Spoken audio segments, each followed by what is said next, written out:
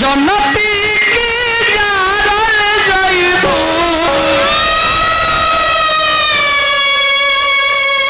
अरे आग में दहे जगे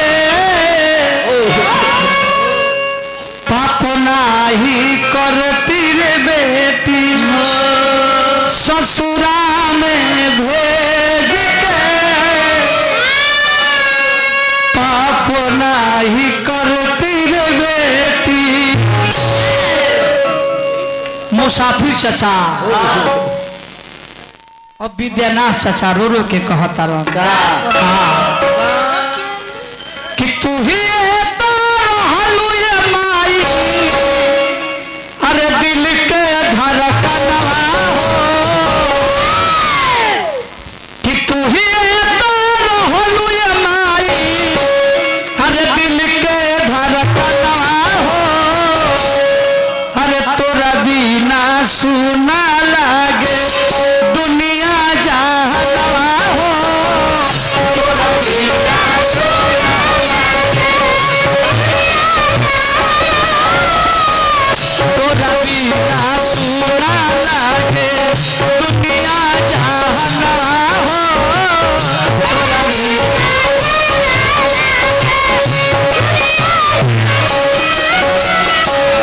तू ही तो रहलू ये माई तू ही तो रहलू ये माई दिल के धड़कनवा हो। ये संसार में भैया माई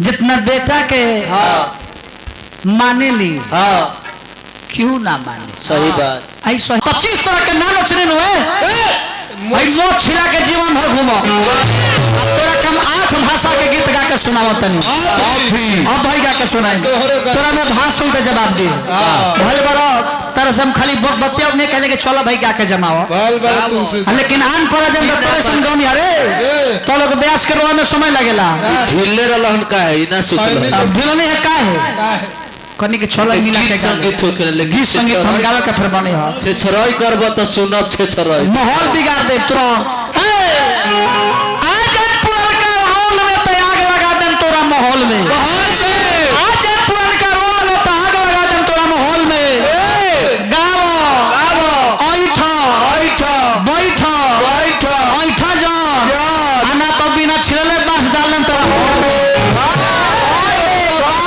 तोरा बाथरूम में हमारा के तोरा बिना सुनर लागे सारे भी गीत गौल रहा देखो कौन गीत कि ममता के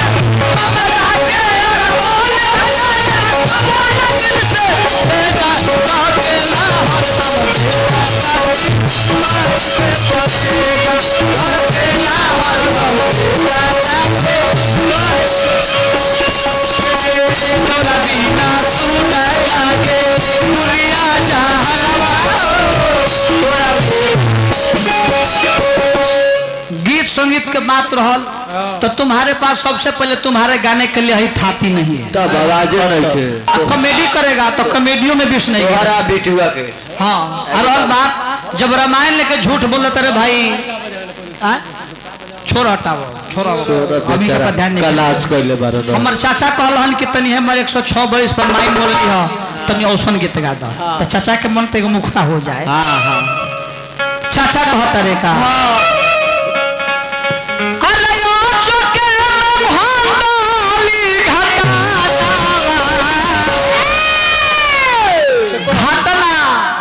दुर्घटना में भैया अंतर बा घटना जो समय से घटता है दुर्घटना जो समय के पहले ये बोल रहे हैं ब्याह जी कि उस समय ये लिखा गया था कादुल कि हम ठनका गिर जाएंगे मर जाएंगे तो कौना में आएगा वेद शास्त्र को झूठ जो बोलता है हम वेद शास्त्र पढ़े हैं वहाँ दूगो चीज लिखल बा, हम दूगो चीज पढ़ले बने तो दो चीज हम बतावत हैं। अकाल मृत्यु का कोई प्रमाण नहीं है। नहीं। मृत्यु 3 प्रकार के होता है, जानते हो कौन कौन? अकस्मात मृत्यु, अकाल मृत्यु, और एक इच्छा मृत्यु। अकस्मात मृत्यु केकरा होला? केकरा? दादी अपना मन से मुअल बारी, अपना समय से मुअल बारी, समय पूछ गई तो मर गई, अकस्मात मृत्यु। इच्छा मृत्यु के मुअल है? भीष्म पितामह अपना इच्छा से मुअले, उनकर बाबूजी वरदान दिले कि बबुआ जा, तो भीष्म प्रतिज्ञा हमरा खातिर कइले बा, तो तोरा के वरदान देतनी कि तू अपना मन से मुअब।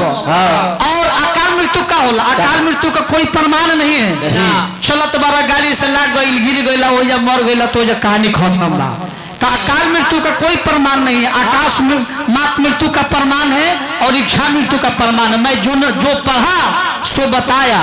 अगर तो हम बोलनी है कि सबसे पहले हरि मारल गईलन, सबसे पहले हरि मरैलन धरती पर मृत्यु का मरली, तो तू हमरा के गलती सही साबित बतावे के चाहिए। हम गलती बोलनी है तो सही कहते न कि हरि ना दोसर के मुँह रहले उनकर नाम बताई तो छोड़ जाए जानकारी बाथरूम लेखा मुंह कर लेता अपने बेरा बाथरूम में